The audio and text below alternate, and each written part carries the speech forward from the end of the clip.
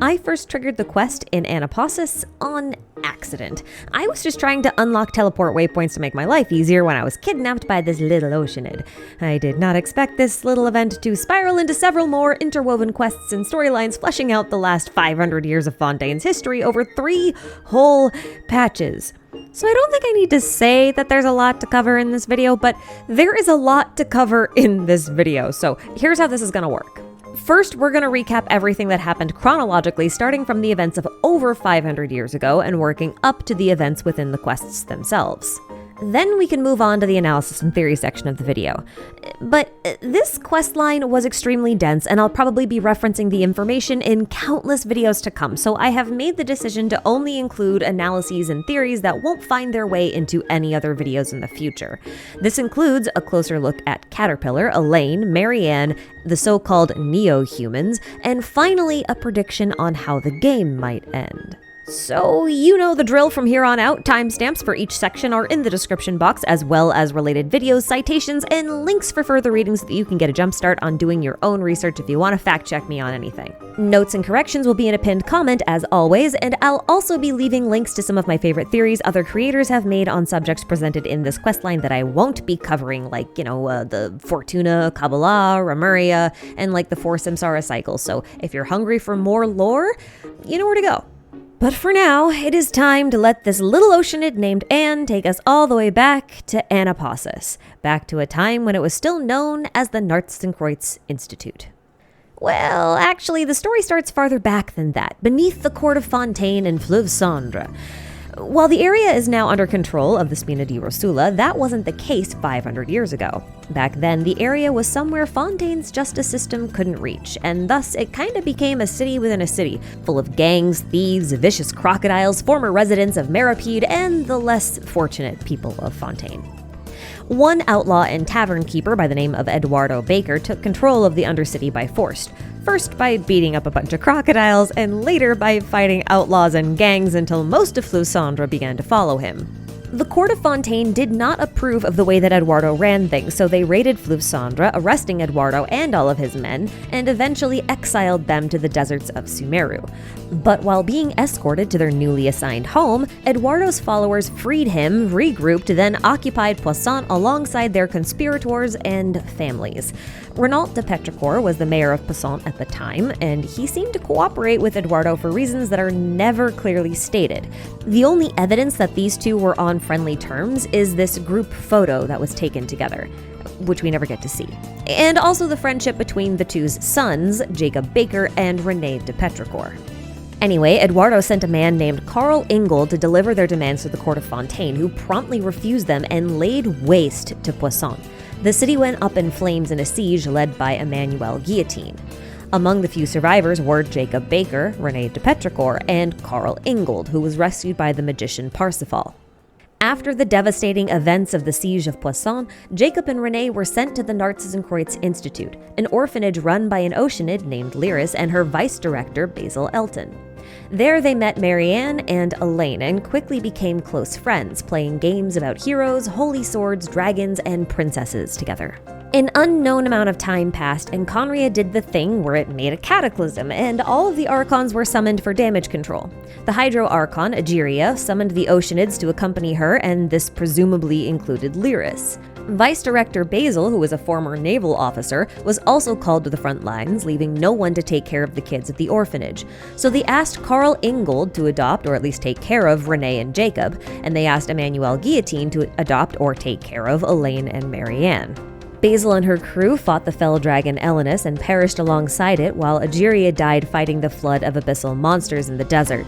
Lyris was one of the few who survived, returning to the empty orphanage and wandering its lonely halls alone, yearning for the times when she would play games with the children.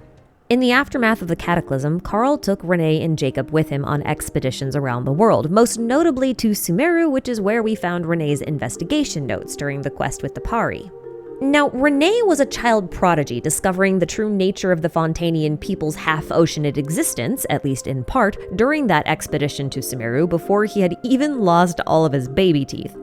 He deduced that his and Jacob's bodies were akin to the structure of the sacred lotus left behind by the Hydro Archon Egeria when she died, but not at all similar to that of Karl. This leads me to believe that Carl was not native to Fontaine, and based on his name, Carl Ingold, he might be a reference to this German pilot, so perhaps he was from Mondstadt and therefore not a half-Oceanid man. Jacob had always had a rather weak constitution, but he got much worse during this expedition. Now, it's not confirmed anywhere, but I do wonder if Renee started researching his and Jacob's anatomy in an attempt to cure Jacob. Mostly because that's exactly what he ended up doing. I just don't know if that was the initial catalyst. See, as Jacob's condition fell into steep decline and no conventional treatment options were available, Renee thought to leverage some of his research into the powers of the abyss in order to treat Jacob. This transformed Jacob's body, making it so that he no longer required food, and it granted him super strength, a fact that they hid from Carl. Renee would count this accidental experiment as a success and would follow this line of research for another experiment that we'll cover later on. But during this time, Renee also learned of something the Conrians called the World Formula after reading through documents that they left behind in their little research facilities.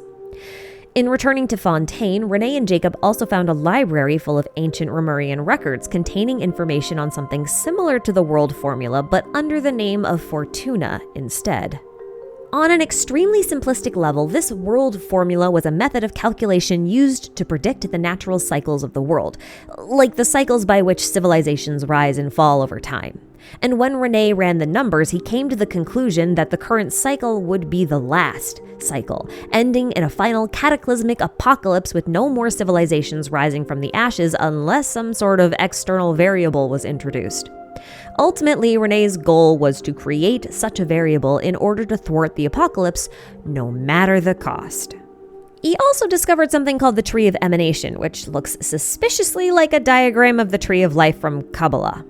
Side note, Kabbalah is a very complex field of study with a lot of different variations, and we do not have time to cover this in this video. In fact, I'm probably not going to cover it at all because two of my lore buddies, Schwan and Saber, have been painstakingly crafting a Kabbalah world structure theory that is so well researched and thorough and mind-boggling that I have nothing to add. There are 2 parts to it so far, and I will leave links in the description box, so if you want to know more about this Tree of Emanation and the implications in Genshin, please check out this theory. It's really good and worth your time.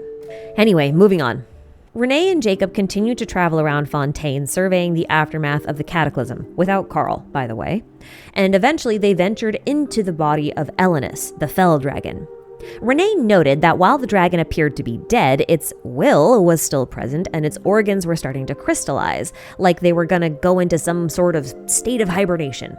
Renee suspected that the dragon's blood could therefore be compatible with Jacob's new half-abyssling form, which could enhance Jacob's physical state even further than it already was.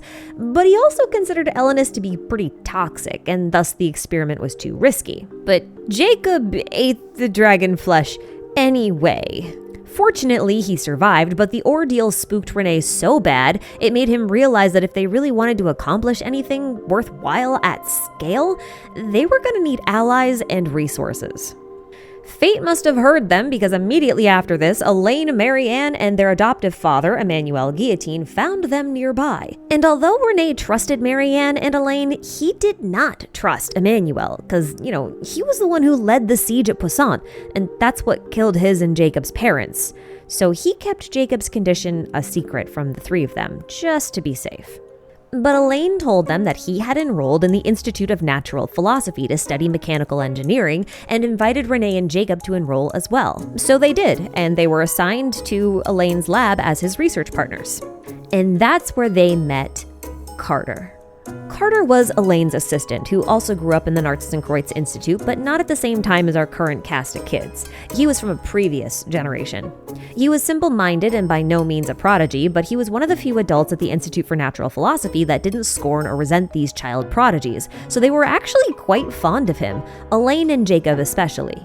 Carter was also terminally ill and didn't tell anybody, although Renee appeared to have figured it out on his own shortly after an outing to the region of Petrichor, because he cited it as a reason why he couldn't continue to indulge in mechanical research with Elaine and needed to resume his own research. It's unclear how long the kids spent at the Institute, but it was long enough to make several impressive discoveries, including the very first instance of a controlled annihilation reaction by mixing Numa and Osea energy, and long enough to complete the Book of Revealing. By this point, Renee and Jacob had also formed a secret society called the Nartzenkreuz Ordo, and they were using the Book of Revealing in order to recruit new members by showing them visions of the coming apocalypse as predicted by Renee's world formula. But around this time, Carter's health took a very serious downturn, leaving him unconscious for long periods of time with no available options for treatment. So Jacob suggested something a little unconventional. Perhaps they could try the same treatment that Renee gave to Jacob, the one that turned him into an abyssling in the first place. Renee did get consent from Carter to perform this treatment, and even told him that Carter will end up being a, quote, second sample that can corroborate the realization of human transcendence, proving that the process can be replicated reliably. This is a very important goal for Renee because these life forms that I've been calling abysslings, Renee calls neo-humans, and they appear to have the ability to resist the apocalypse. Now don't worry, we're definitely going to cover this in a different section. Carter's body did not react to the treatment the same way that Jacob's did. Instead of turning into an abyssling, his body mutated into an unrecognizable lump of flesh. His tissue collapsed in places and constantly regenerated in others. And he must have been somewhat conscious because his voice could sometimes be heard, and it was so horrifying to witness that Renee would try to cut out his vocal cords in order to make it stop, only for whatever organs he cut out to be grown back in a couple of days. Jacob was devastated when faced with Carter's fate, while Renee seemed to have been in a state of shock, panicking to find a way to fix the whole situation. But when Elaine finally got wind of what happened, he was absolutely furious and cut all ties with Renee and Jacob. Elaine and Marianne would later leave the Institute of Natural Philosophy and join the Mason Gardiennage as Marechaussee hunters. Regardless of the failure, Renee still believed that Carter could be saved and resolved to make it happen. He also recognized that Jacob's condition may have been a fluke and that pursuing research into neo-humans may prove useless in surviving the apocalypse if it couldn't be replicated reliably. So the two of them preserved Carter the best they could and traveled to the ancient Romurian ruins and petrichor for further research, only to discover an entrance to the primordial sea. Renee then realized the whole truth behind the people of Fontaine's origins and formulated a brand new plan. If the people of Fontaine were born of oceanids using the power of the primordial sea, then perhaps they could revert back to an oceanid form, merge together, and resist the apocalypse as one elemental being. It was theoretically possible, but he would need to study a proper oceanid, and most of the hydro-elementals in Fontaine were corrupted and full of pollution from the cataclysm, which severely limited his options. But he and Jacob were eventually able to rediscover Lyris, wandering the empty halls of the Nartzenkreuz Institute. It would take a long time to convince her to help them, long enough to be midway through constructing the Tower of Gestalt. The Nartzenkreuz Ordo would then go on to rebuild the four Orthons. Their intent was to repurpose them to function like some kind of full metal alchemist transmutation circle that would fuse all the people of Fontaine together into one giant oceanid thingy they called Nartzenkreuz, once he gained control over the primordial seawater. The role of Lyris in all of this is a little bit confusing. She was not only a subject of study for the Order, but she was also being used to dissolve people and extract their egos, which sounds a little bit weird because dissolving people is what we know that the primordial sea does and what the Order should have been trying to prevent. So the nuance is basically this. When a person is dissolved via primordial seawater, they lose their memories and identity, except in cases where their residual wills are particularly strong. They're kind of like ghosts with unfinished business. They're able to linger on long enough to take care of whatever it is they're fixated on, and then they move on to the afterlife. We can kind of see examples of this with Melusan Silver, whose desire to protect Navia even after death was so strong that they were able to maintain their identities long enough to actually protect her. And we can also see something similar with the victims of Vacher, since they had a very powerful lingering grudge against him, and once he was gone, they faded away too. Renee wanted to be able to dissolve people and later reconstitute them with their memories and identities intact. So what Lyris was actually doing was separating a person's mind from their body. I'm not sure how this process worked, but it seems as though the Order would extract or sever bits of her body and then purify them for study, causing Lyris to grow even weaker than she already was. The Order also managed to forge the Holy Blade of Narcissenkreuz in order to separate these individual identities that Lyris dissolved from the collective unconscious within the Narcissenkreuz Oceanid once the apocalypse had finally passed. So, with all the pieces in hand, it was finally time for Renee to become Narcissenkreuz. He would discard his persona, part of his identity, and then dissolve himself and be reborn through water. He also extracted Carter's persona, intending to process him for rebirth afterwards. But something went terribly wrong with this procedure, and Renee was left unconscious, potentially without a body. Jacob took extraordinary measures to preserve what was left of him, noting that it was very different from that last time with Carter. Jacob told no one within the Order about Renee's failure and his comatose state, but the members did grow more and more suspicious as time passed, and no one had seen Renee. And although their divinations said that Renee was within the Tower of Gestalt, as he should be, it did not quell their feelings of unease. Jacob managed to extract Renee's persona from his current bodiless state and stored it in the Orthants. This is what we actually retrieved during the quest itself. Some of the Order members grew really suspicious, and they just up and left the Order altogether. But they didn't get too far. Jacob captured them and then used Lyris's essence to dissolve them into hydro-eidolons, and then he tried to put them into artificial vessels with prosthetic limbs as practice for Renee's restoration. After countless failures and a few marginal successes, Jacob finally came up with a new plan. He would use a pocket watch that Elaine had given him as a sort of foundational memory to reconstruct Renee's form, since the pocket watch represented all the time that he and Renee had shared together. This kinda reminds me of Nahida's trick, where she stored Wanderer's story in a book and was able to retrieve all of his memories by using it as scaffolding.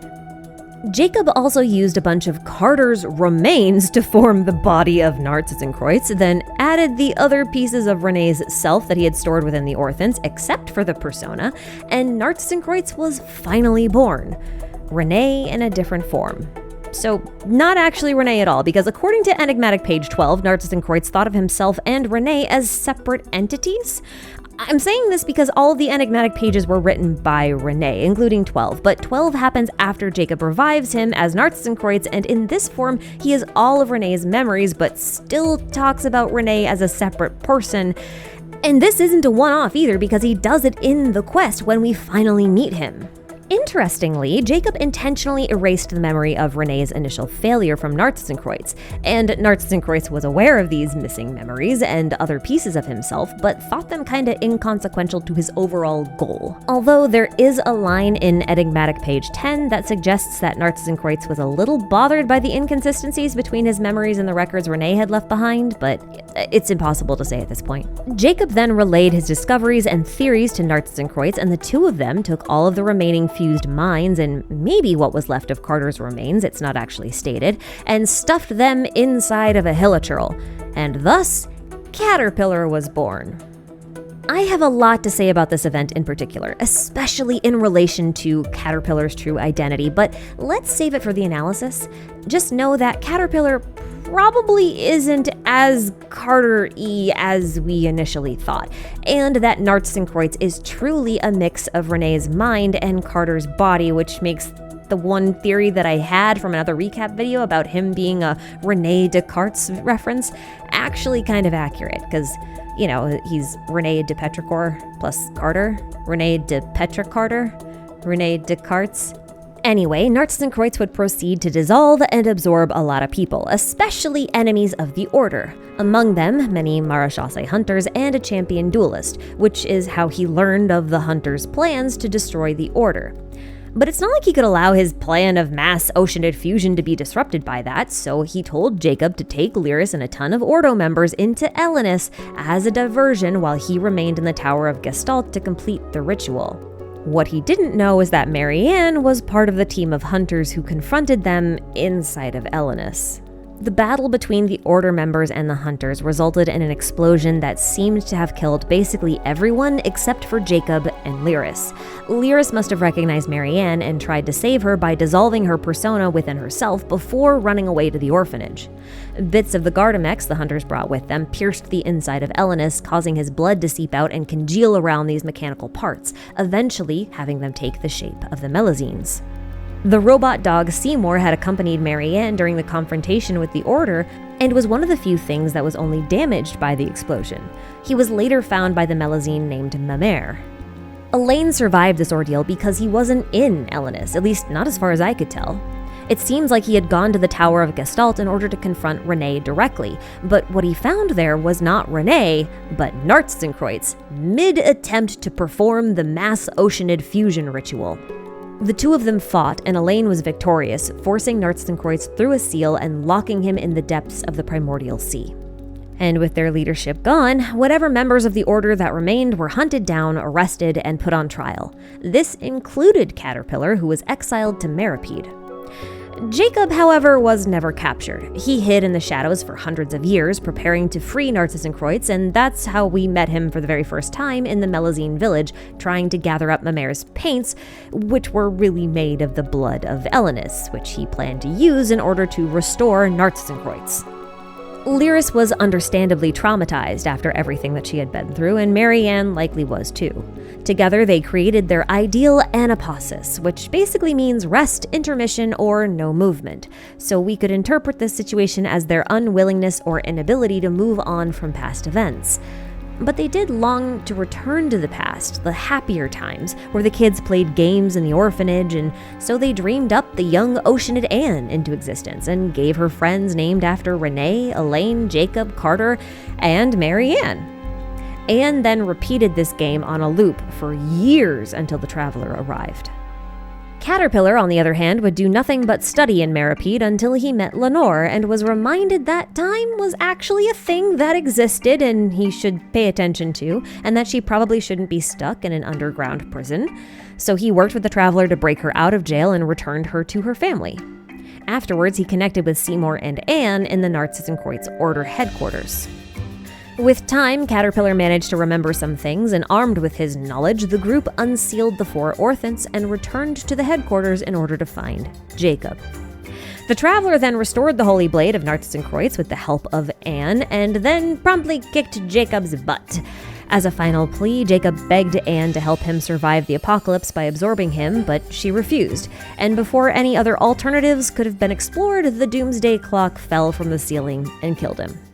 Well, supposedly. It's not like we found a body, so I guess it's slightly open to interpretation.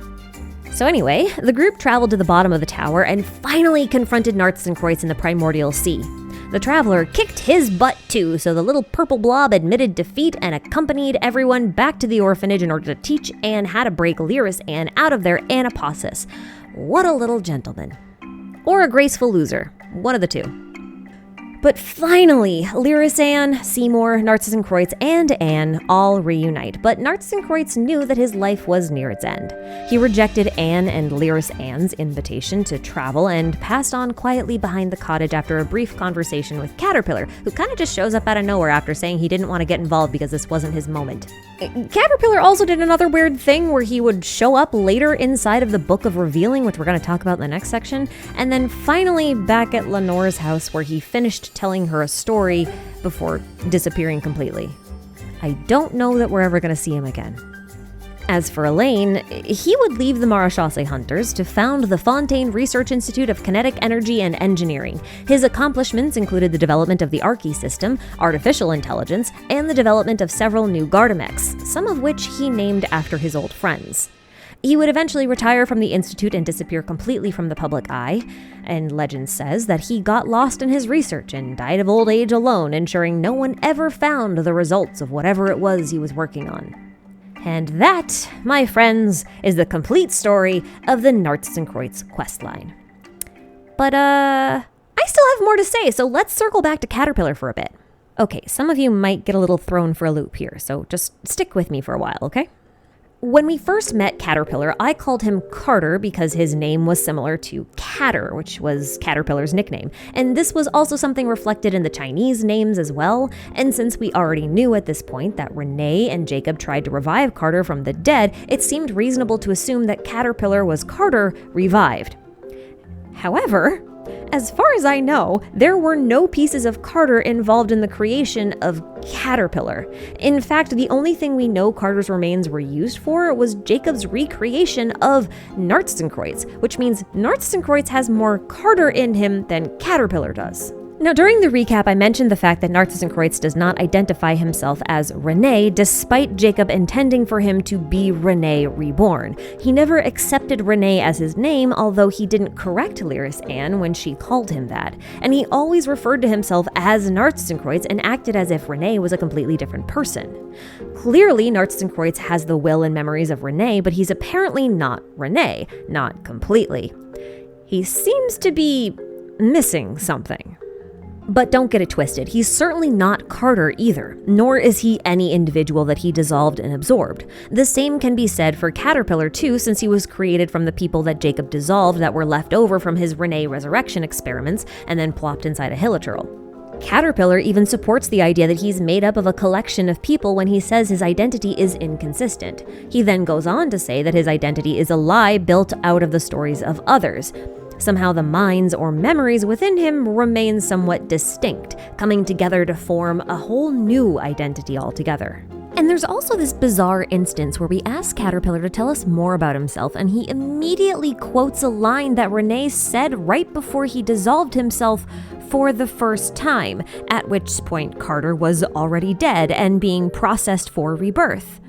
And then Caterpillar doesn't elaborate, like that quote was just somehow supposed to explain everything. And at another point in time, he also said that sometimes he is a Bloomguard and sometimes he is a dragon, which is a really weird thing to say because Bloomguards were something that only Renee studied as far as this questline goes, I think. I could be wrong, correct me if I am. And if you've read the Nymphstream artifact set, you'll probably remember its description of the battle between Elaine and Nartzenkreuz, wherein Nartzenkreuz is referred to as the dragon. Renee even refers to himself as Nartzenkreuz the Fell Dragon, metaphorically at the very least, because when they were kids, they used to play, swords and evil dragons, and he thought he became the evil dragon, and then he actually did in the Fell Dragon's monocle. And okay, sure, I get that Nartzenkreuz was Caterpillar's master and he taught him everything he knows and could have theoretically told him all about the Pari and stuff, but this still feels so odd to me. Why the direct quotes from Renee and not from Nartzenkreuz? Would Nartzenkreuz have even cared enough about all of this kind of stuff to teach Caterpillar about them? Or are they part of the memories of somebody else? Because, Caterpillar is made up of a whole bunch of different people stuffed in a hilichurl. So I had to ask myself the question, what if one of those pieces that was inside of Caterpillar belonged to Renee? Which is not to say that he is Renee, mind you, just that one of the distinct minds that Caterpillar senses within him might have belonged to Renee. It's not a complete consciousness, but a facet of it. It's possible, at least since we know that Renee's initial transformation experienced some technical difficulties and Jacob had to split his consciousness into parts. And we also know that just before Renee's failed attempt, he had done the same kind of thing for Carter to prepare him for his rebirth. So the question is, what if the two got a little mixed up while they were liquefied? It's pretty hard to separate two completely separate water-based liquids once they've made contact. They kind of bleed into each other, I think this theory works really well thematically because the quest has a theme of doppelgangers and shifting forms. Just look at Marianne, who's also Lyris, but also isn't either Lyris or Marianne, but instead a third other thing, who dreamed Anne into existence while also giving Anne the memories and personality of the original Marianne, which is still possessed by this newfound Lyris Anne. So you end up with a Lyris Anne and an Anne who share the personality traits of the original Marianne to such an extent that Seymour listens to both of them, and yet they're both very different people. So what's stopping us from having a second, more subtle doppelganger story? Well, nothing, because this is the point of the whole quest. The quest is about identity. What makes you you? Are you your memories, your persona, your soul, your body, or are you something more gestalt?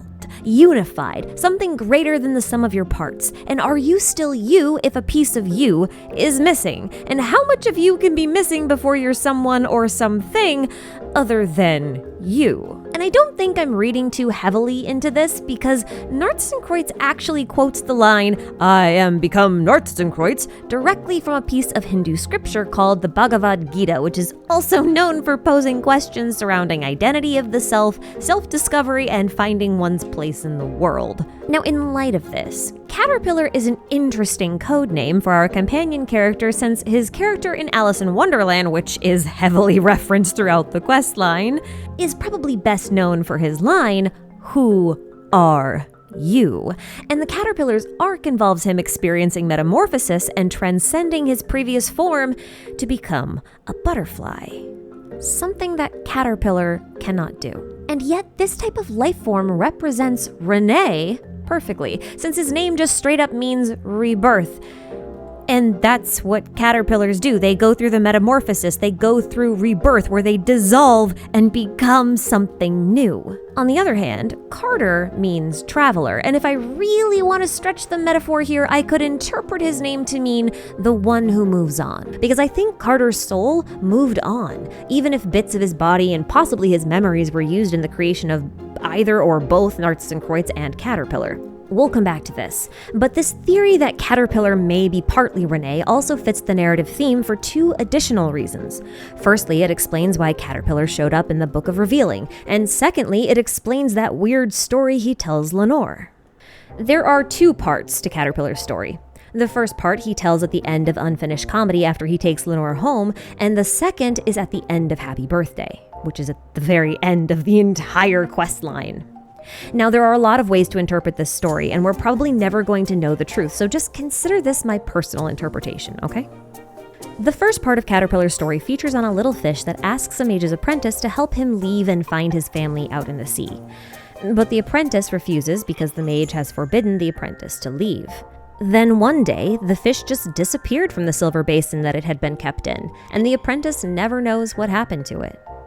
The mage here is most likely Jacob, as we know that he conducted experiments using a silver basin. Jacob was also very fond of Carter, who is also described as being very dim-witted, but also capable and trustworthy. So you'd think that the apprentice here would be Carter. But it's most likely Caterpillar, since Jacob and Nartzenkreutz were the ones to teach Caterpillar magic and to grant him intelligence. Since in his early years he apparently lacked intelligence because he was adjusting to his new hilichurl body. As for the fish, at this point in the story, I don't actually think Caterpillar knows who the fish is, so when the fish disappears, he desperately wants to find it. Now, personally, I think the fish is supposed to be something very important that Caterpillar has forgotten. You'll understand why in a minute. After you meet and defeat Nartzenkreutz, you can start the questline for Pursuit, which takes place in the Book of Revealing, a book created by René, mostly made up of his memories. Canatilla is kind of expected to be there because, we accidentally lost her inside of the book, but Caterpillar is completely unexpected. He's not supposed to be there, so why is he there? His memory is all jumbled up inside the book, and he seems to be everywhere and nowhere all at once, like some kind of ghost. Until we finally corner him mid-conversation with the puppy. Now, this puppy actually is Carter, or rather, he's René and Jacob's memory of Carter. The puppy even says as much. Which means that Caterpillar went into this abyss-like realm and eventually found this puppy, and that sounds a lot like the second half of the story that Caterpillar tells Lenore. In the second half of the story, the apprentice finally finds the courage to leave the mage and search the world for the little fish. He has to know what happened to that little fish. And when he does finally find him, the little fish is happy with his family somewhere in the ocean. The apprentice then begs the fish for forgiveness for not helping him find his family, and the fish does forgive him. And Caterpillar then says that the two go on to be the very best of friends. And this is why I actually think that Caterpillar is at least partly René, because the fish should be Carter, someone the apprentice, Caterpillar, failed in the past, then sought forgiveness from. If Carter's mind or memory or soul or whatever could be likened to a fish swimming in the vast sea of the collective unconscious, then what's left of Renee must be trying to find that one fish, that one mind within an endless abyss of minds. It's like how Caterpillar goes through the Book of Revealing, which is a collection of Renee's memories, and stumbles upon the one memory that matters, Renee's memory of Carter. At the end of Happy Birthday, Caterpillar also says that the story has to end with the fish and the apprentice reuniting because that's the only way to get a happy ending. If the story goes on too long, then the heroes become dragons, just like how Renee became Nordstenkreuz, the metaphorical evil dragon. What's also interesting here is that Kanatilla describes a lot of golden butterflies in the Book of Revealing. Butterflies represent the human soul in many cultures around the world, so if Caterpillar couldn't go through his metamorphosis to become a butterfly, something he and Jacob both comment on, then it's possible he lacks a soul, a critical piece of his self. Remember how the Orthants were dedicated to different parts of the self? Well, the quest where we got the soul piece was called Cupid's Lover, and Cupid's lover in Greek mythology was Psyche, a woman usually depicted with butterfly wings, and the word Psyche literally means life, but it was also used in place of the words for soul or ghost. In psychology, however, Psyche is considered the totality of the human mind or consciousness.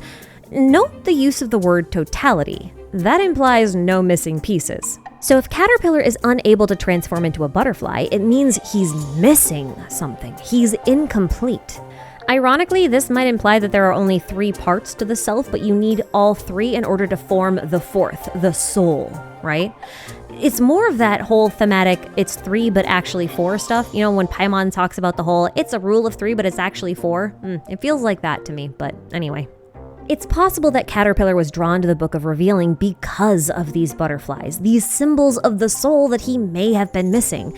And instead of finding a soul, he just found Renee's memory of Carter. It's fascinating that Caterpillar then remembers the name of the puppy in the end. He remembers Carter, but doesn't identify himself as Carter. So if Caterpillar is partly Renee, an emphasis on the partly, then I think this makes for a rather poetic and tragic ending to both of their stories. The boy with a savior complex grew up to be something like a well-intentioned doctor who was never able to save anyone, but who hurt a lot of people in the process. And in the end, he fell apart and his mangled pieces were mixed together with the parts of the people he hurt, leaving him lost, confused, and missing a critical piece of his identity that he can probably never get back. And he has to live with that.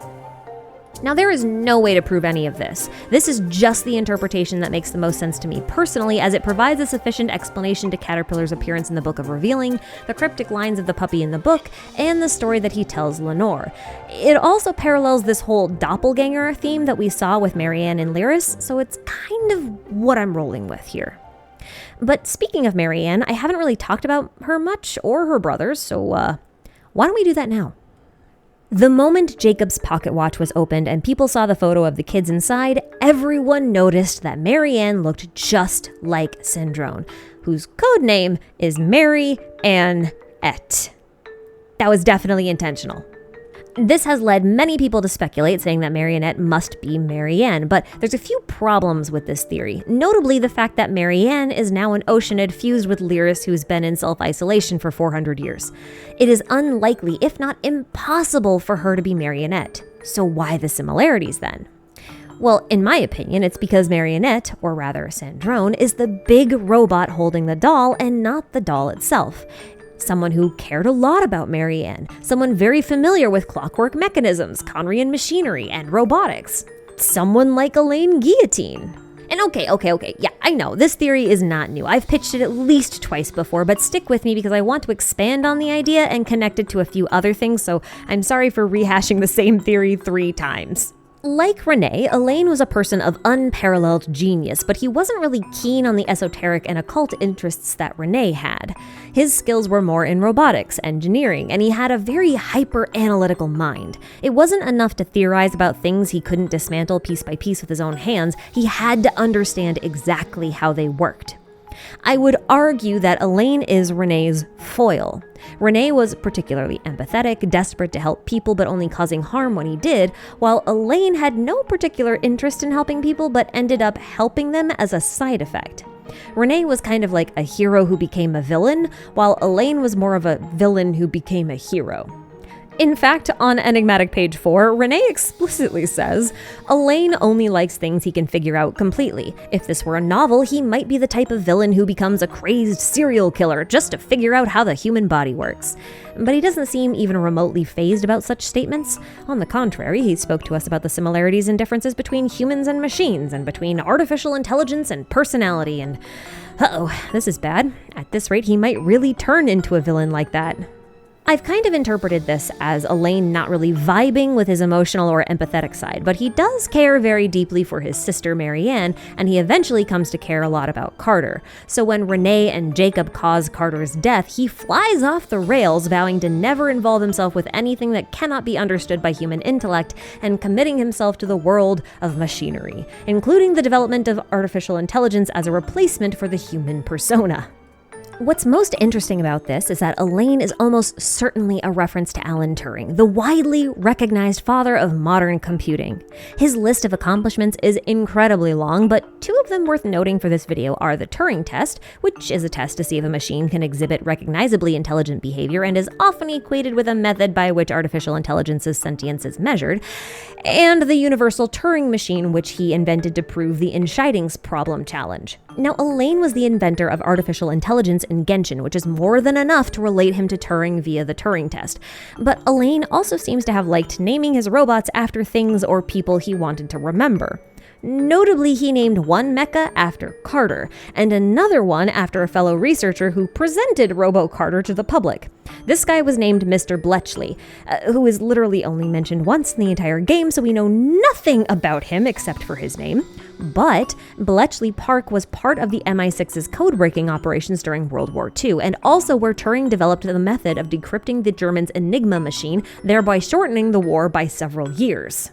So Mr. Bletchley was probably important to him in some way that we just don't know about.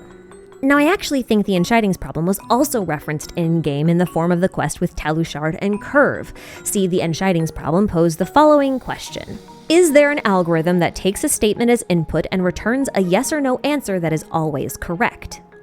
Turing, as well as a man named Alonzo Church, both provided proofs for this challenge, the former in the form of a machine and the latter in the form of lambda calculus.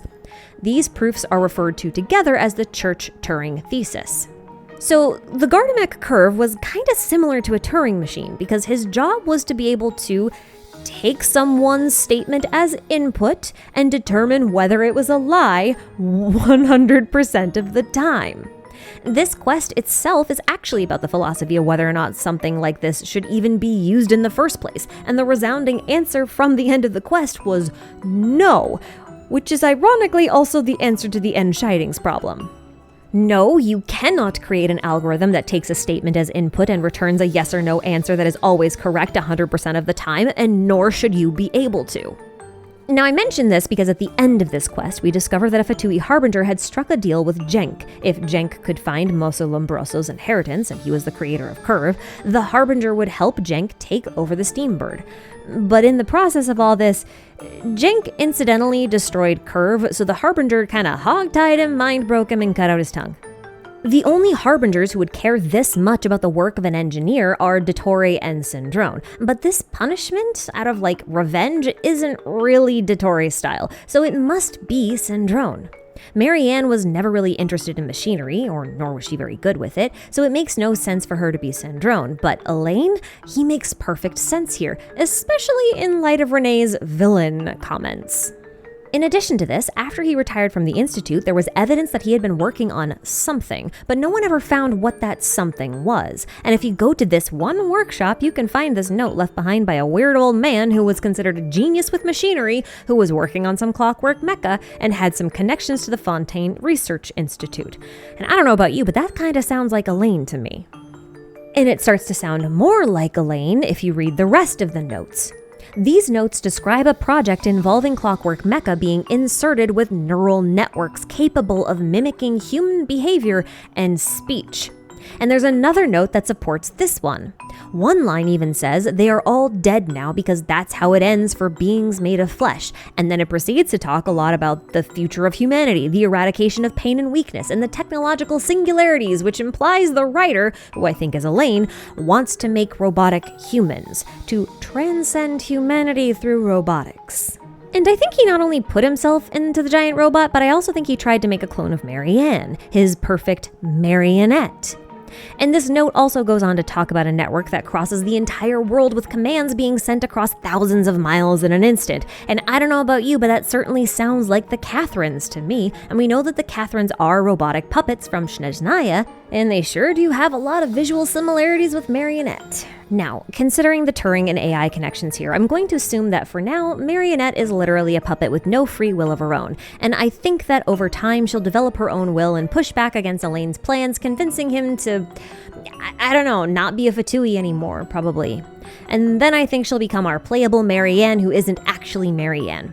Elaine's story will then be about recognizing that she is not his dead sister, but she is still really important to him, and her story will be about establishing her own identity, which is very, very fitting for the aftermath of the Narcissus and Kreutz questline, given all of the themes of wills and self that we find in there.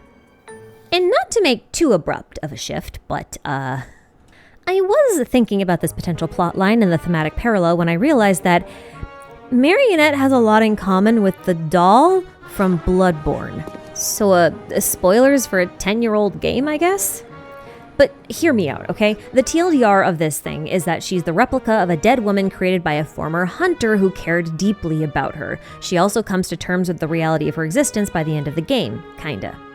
Well, Marionette is a doll, and Elaine was a Marechaussee hunter, and technically Marianne was also a hunter, and so was the woman that the doll was based off of. The former hunter, named Gehrman, was also a weapon designer, and so was Elaine. And if I put Gehrman and the big robot side by side, they do have some core design similarities, which, yeah, they could just be a coincidence. That's not completely off the table, but, I'm a little weirded out. Especially because this doll is based on a hunter named Lady Maria, who died and got her soul pulled into the nightmare realm of an eldritch monster, and now she's the guardian of a tower full of mutated human victims of experiments performed by a powerful organization that wanted to inject them with eldritch monster flesh in order for them to transcend humanity, which honestly sounds a lot like what Renee did with Jacob and Carter, but I digress. I just thought that the doll fit really well as an allegory for Marianne because the doll only comes to life in the eldritch monster's dream, much like how Marianne can only live inside of Lyris, while still being connected to, but not actually the same person as her original form as Lady Maria, or as the real Marianne. It's just a thematic banger, okay? I think if this isn't intentional, I'm gonna be shocked. But listen, I don't want to bang on this cracked drum for too long because I think if you try hard enough, you can kind of link any two series together via loose threads like this. However, inside of the research hall Lady Maria presides over in the Nightmare Realm, you can find this garden full of lumen flowers, and this instantly clicked in my head as the spot where the sunflowers are in the nightmarish realm inside the Book of Revelations. And in Bloodborne, this is where you will fight the living failures enemy, which are exactly what they sound like, living but failed human experiments. Ironically, this is also where we find Caterpillar, who is both living and also a failure of an experiment because he never went through metamorphosis. And this is kind of what brings me to Arlecchino and Dottore. And I promise this makes sense. I know this feels like I just took you for a weird loop. A while back, I made a theory about Arlecchino, proposing that she was literally Lyris but stuffed into a hilichurl body, kinda, which would make her kinda similar to Caterpillar, thus explaining her shared pale hair, lightless eyes, and blackened limbs. Now, obviously, Arlecchino is not literally Lyris, because Lyris fused with Marianne and is now off traveling the world somewhere, but I still think the rest of the theory holds water, mostly the Lilith connections and the hilichurl stuff. Caterpillar was one of the first successes of putting human minds into hilichurls, but he was far from perfect. Jacob implies many times that Caterpillar was always intended to evolve into a butterfly, but what that meant was never actually expanded upon. Back when we were talking about Caterpillar, we speculated that the butterfly stuff had to do with obtaining a soul, which is one of the pieces of the self. So I was kind of unrelatedly looking around for butterfly symbols and stumbled upon this butterfly, the Heliconius melpomene, which is named after the mountain where the Greek muses lived, and ironically also the location of the Greek myth of Narcissus. And it struck me then that Arlecchino's brooch might actually be a very loose reference to these butterflies. And if that was the case, and she was a similar type of entity to Caterpillar, then wouldn't she be the butterfly form? Like one who possesses a psyche? And possibly a persona too, because Thalia Melpomene is also the name of the Orphan quest where we got the persona piece. And then there's also this one line from Jacob where he wonders if they're wrong about the apocalypse, if future generations will find their work and continue it. And I think that is exactly what happened. See, if Elaine Guillotine is really Syndrome, then the likelihood of Dottore gaining access to Renee and Jacob's research materials just went way up, because Dottore has a track record of recruiting new Fatui. This means that this theory I made on Dottore, where I suggested that he might be Renee or have absorbed Renee or whatever, had the same issue that my Arlecchino video did. It was too literal. The parallels between him and Renee are real and valid. It's just that Dottore is likely building on Renee's research instead of having absorbed him. And now you probably understand why I called Renee a doctor who couldn't save anyone. Because he wasn't a doctor, he was a scholar. But that's also what the deal with Dottore is. He's not a medical doctor, he's either someone with a doctorate degree or a plague doctor, and neither are real doctors. And this actually puts a little bit of a new spin on the Phantom of the Opera motifs. It's just that Dottore wasn't actually the Phantom, he's the unnamed Persian that saved the Phantom in the novel. When the Phantom, who should be Renee I guess in this case, meets a very sad end, then the unnamed Persian is the one who tells his story afterwards. And if you translate this into Genshin speak, it's a bit like Dottore taking what was left of Renee's story, his research, and using it to further his own goals, taking it for himself. It also explains why some of his manga lines are just so very Renee-core. Like, you know that one note where an Ordo member talks about how Master Renee believed receiving a vision wasn't a good idea and should be avoided at all costs? Well, I don't know about you, but I feel like that has the same vibes as these comic panels. So then I got to thinking. Assuming my initial Dottore theory was somewhat right, and Dottore found a way to dissolve himself, then segment out his mind and place those segments into artificial vessels, which he based off of Conrian puppet technology he took from Wanderer, well, that was only half of Renee's research. The real question is, did he do anything with the other half of Renee's research, like the neo-human abyssling stuff? Well, I think he did.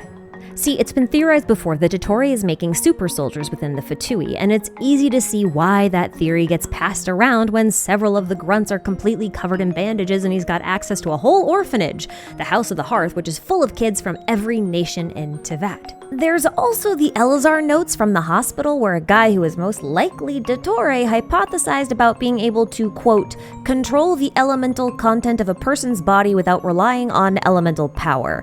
There is potential for weaponization. The same note then goes on to say, humans have unlimited potential. It may be foolish for me as a researcher to write this, but with enough input, I might be able to reach the level of a god, or so some people might call it. It is therefore not unreasonable to assume that the original purpose of the House of the Hearth was to provide suitable test subjects as well as raise elite soldiers. And if this is true, Arlecchino may have been one of them, which would give her ample motivation to get rid of the previous head of the orphanage and seize the position of guardian. Which, you know, that actually makes her kind of similar to Lady Maria from Bloodborne, since they have some visual similarities, this masculine presentation. They've got position as a guardian over orphans and victims of human experimentation, a penchant for fire-based combat techniques, and okay, stop it, ow! No more Bloodborne stuff, I'll stop, jeez. Now, I don't think Dottore had any interest in creating neo-humans like Renee did, because I don't really think his goal is to survive an apocalypse. However, when helping me proofread this script, Roosevelt pointed out that Dottore did have an interest in transcending the limits of the human mind. According to his ragged records, he was looking into the Aranara and the concept of a controllable dream that could elevate human intelligence to an entirely new level. Now, this isn't quite the same thing as transcending one's physical limitations like Renee wanted, but they are still related. This could explain why we have a caterpillar-like entity in Arlecchino and a non-transforming Jacob-like entity in Colle. In fact, the more I think about it, the more I think delusions may have been part of this research as well. See, Rene hated visions, as I mentioned earlier, because he thought they bound you to the fate of the world, but delusions can grant the same strength and power as visions without binding you to the same fate. And it is very worth noting that delusions, at least the ones that we've seen so far, are made of the bone marrow of a dead god, and the bone marrow makes blood. Pause for a second, because this bone marrow, or crystal marrow, is apparently the same material as the bony shells of the consecrated beasts, and consecrated beasts were once normal animals that ate the flesh of gods. This forced them to evolve and mutate while also gaining elemental powers, which frankly sounds a lot like what happened to Jacob. Plus, both transformations are also described as being incredibly painful, and we know that not all beasts who ate the flesh of gods survived the process. This was something that we also saw in the case of Jacob and Carter. So it seems like consuming the flesh or blood of a god is all that's needed to force evolution and transcend into another form. Now, I think the additional layer of abyss juice, which Ellenis likes to call cosmic darkness, may just be a way to add compatibility or increase survivability. Renee kind of makes a comment about this whole shared underlying principle on Enigmatic page 2. Now, I point out this whole same principle thing because Orobashi was not an abyssal entity, nor was he a primordial dragon, or even a Rhine-Daughter special, so there's no way to know if he had any cosmic darkness inside of him the way that Ellenis and Jacob did.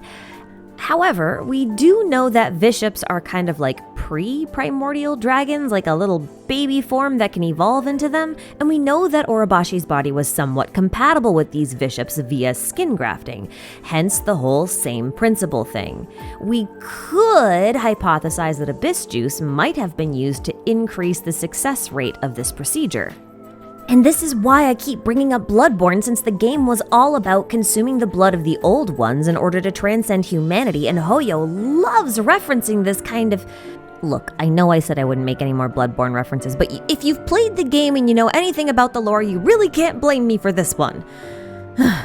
This also got me thinking about Remus and Remuria again, because Remus was also keen on avoiding the apocalypse, and he, in order to do this, mixed his golden ichor with the primordial seawater, and placed that into the golems made of immortal black stone.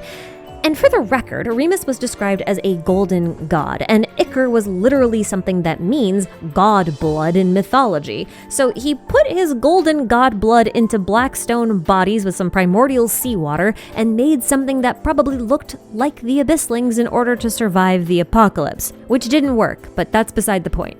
So a pattern has started to emerge, right?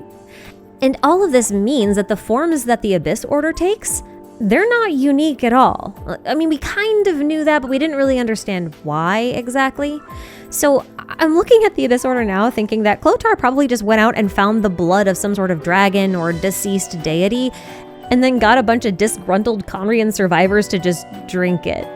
It also means that the heralds guarding the sinner may have also been humans who drank a different god's blood, or maybe the sinner's blood, if it is a god. We don't know. And it makes me wonder if the Black Serpent Knights weren't just exposed to another kind of god blood, and if there are other types of beings like them out there. Because, this is starting to become a trend. And if all of these Abysslings preach about the end times, and both Renee and Remus thought them capable of surviving an apocalypse, then that might give us a little insight into the foreshadowing of the endgame of Genshin. Personally, I don't think it's enough to simply survive the apocalypse, so I don't think turning everyone into Abysslings is a very good solution. But what's most interesting to me about all of this is that Renee attempted to do something that previously only gods had attempted. Now, I already pointed towards Remus and his golems, but Renee's nationwide fusion event is actually quite similar to Deshret's Golden Slumber, and both of those have crossover with Dottore controlled dream. We saw something similar happen with Apep and her little Apeplings that were trying to survive the apocalypse inside her, so there's another trend there. What really brought all of this into focus for me, though, was a line from Nouvelette's character stories where it says, "Could it be that King Nibelung had been wrong and that the Black Void could only be opposed if all life were to band together as one?" And this is what I think the Narcissenkreuz questline was actually foreshadowing. Nibelung knew of a Black Void and considered it a great threat to all life. According to Nouvelette, it seems that he believed that the Black Void could only be opposed by an even stronger power that Apep described as forbidden knowledge. But that obviously didn't work, or else Nibelung would still be around. So I guess you can't fight Void with Void. I imagine that thanks to the Goddess of Flowers, Deshret at least knew of the Void-based apocalypse and came to the same conclusions as Renee. Let all minds merge into one. But then he went the way of Nibelung and ended up full of forbidden knowledge instead, and then Apep consumed his dead body, which caused the apocalypse inside of her. So it's funny how that works. But anyway, I think Nouvelette, Renee, and Deshret were right. Life does need to band together as one in order to defeat the Void. In the game so far, there are a few instances where the wills of the people do converge together into one collective will. But whenever that happens, those wills converge on the Traveler, who's a Descender, which suggests that the Descender possesses the ability to act as a conduit for the collective will of the world, which is probably why they are called one who is equal to a world. Now, what's funny is that Renee says he once dreamed of becoming one just like the Traveler, implying that his intent all along was to make himself an artificial Descender. He even made his own Blade of Will. And if you read the description for the Blade of Will and the Traveler's iconic Dull Blade, you'll notice that they are the same, except that the Blade of Will has a couple of extra lines added to the end, implying that it's at a further level of ascension. And honestly, this is probably the real reason why the Traveler wields a dull blade. It's not that the blade is special, and it's not like they lost their sword from the beginning of the game, it's just that their sword has lost its meaning. And like Caterpillar says, the Blade of Will can be any sword, or anything really, even a person, so long as it has meaning. So whenever the Traveler's sword glows golden, it has, for a few moments, regained its meaning. What's also interesting about Renee attempting to make himself into an artificial Descender is that he likely got the concept from Khaenri'ah. I recently made a video about Nicole of the Hexen Circle, where I proposed that the Universitas Magistrorum mentioned in both the Narcissenkreuz quest and in the Orbit's name card was a type of university similar to Sumeru Academia, and she was one of the magisters who was studying there. And there are a few comments from Jacob that seem to support this. So my theory was that Nicole was an astronomer who tracked and ultimately summoned the twins into Tevat's orbit, hence Scaramouche's line, "The heavens responded to the summoning," plus the Orbit's name card description. Nicole is never mentioned in this quest by name, but Jacob and Renee do name drop Rheindotter a few times, although they never really talk about her specific projects outside of her just doing alchemy, and doing it wrong by their definition. But alchemy, and more specifically chemia, doesn't really seem to be too relevant to what the Order does, nor does Rheindotter's work in creating dragons. However, thanks to Shadows Amidst Snowstorms, we know that Rheindotter was working on something called the Primordial Human Project, which also sounds kind of irrelevant. But my friend Saber set out in her Kabbalah theory to prove that this Primordial Human Project was supposed to create something called Adam Kadmon, which is also called the Primordial Human, hence the name of the project. Now, this probably isn't the Adam you're familiar with, like Adam and Eve. Instead, Adam Kadmon is something more of like an entity who is equal to a world, which sounds an awful lot like a Descender, doesn't it? I'll let Saber explain all the details of how this works in her Kabbalah theory because it's quite involved and I don't feel like I can do it justice, and there's no way I'm going to try and steal her spotlight there. But I'm mentioning this not just to tease you and try and trick you into reading this theory, which is really good and so you should go read it, but also because the implications of this makes it possible that Reindotter was trying to create a synthetic descender, the same way Nicole was trying to locate and summon one from beyond the stars. Which means that Reindotter's work may have been relevant to Renee and Jacob because Renee was trying to make himself a synthetic descender. And this also means that it's quite possible that there were many people, or magisters, at the Universitas Magistrorum who were tasked with investigating a method by which an apocalypse could be avoided. An apocalypse calculated by Conria's world formula. Which could also explain a lot of things, like why they had the big mechas and all that kind of stuff, you know? Maybe they were preparing for an apocalypse, just in dozens of different ways. Who knows how many projects there could have been? In fact, I'm also reminded of Kaya's grandfather, who found a sword that fell from heaven, which he used to defeat many terrifying monsters, but eventually had to hide away because so many desired its power. I was also thinking about how the twins descended, or maybe fell from the sky, and how Renee talks about how important the Sword of Reason is for a descender. But that it also doesn't need to be a sword at all, although there is symbolic meaning in it taking the form of a sword. And Jacob even says that the sword could take the shape of something like, I don't know, a golden-haired traveler, maybe.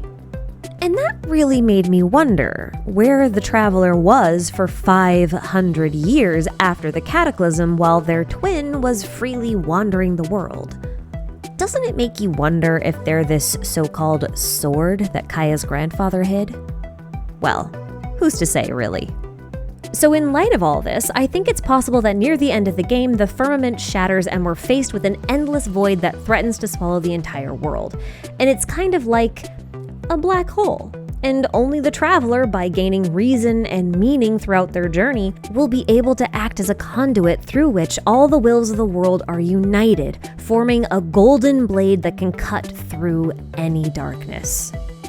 And with the power of those wills, well, the Traveler will have the ability to reshape the world and redesign it however they choose. And thus, they will ascend to the seat of God, as stated in the Traveler's introduction cards. Because yes, I think Hoyo is the kind of company who would put the spoilers for the end of the game into some sort of really obscure thing that most people won't read. Well, I am extremely tired and my brain is also very dead. I know this video was also incredibly long, but this is the streamlined version. There's about 40 pages of cut content that I'll probably find a use for in, you know, some video in the future. I don't know where I'm gonna put it yet, but I've got it, I guess. In the meantime, though, I do have a bunch of theories for you to check out from other creators, which may fill in the blanks of some other stuff that this quest had brought up that I didn't cover. I mentioned that my friends Saber and Schwan have been working on a very complete Kabbalah world building of Genshin theory that they're releasing in parts. They have just released the second part at the time of recording, so guys, just please go read it. It's so good. It's so worth your time, I promise. But if you're not in the mood to read, Roosevelt released a very cool video theory and analysis on the subject of Fortuna. And if you want more information on Remuria, Clementine just released a guide on that as well. I'm gonna add more into the description box as I find them and as I think they are relevant so that you guys can, make good use of those. So don't forget to check that out. Even if I haven't added a shout out in the actual audio, the links will still be there. And finally, I would like to thank my channel members so much for their support and patience. I know this video took forever, but I had a bit of a hard time, okay? So thanks for sticking with me, guys. I think I've at least earned a nap from all this. So you know what? Take care of yourselves, guys. Thank you so much for watching, and go play some Bloodborne. What? Why are you looking at me like that? I'm serious. Go play it. I know it's 10 years old. I don't care. Go play it.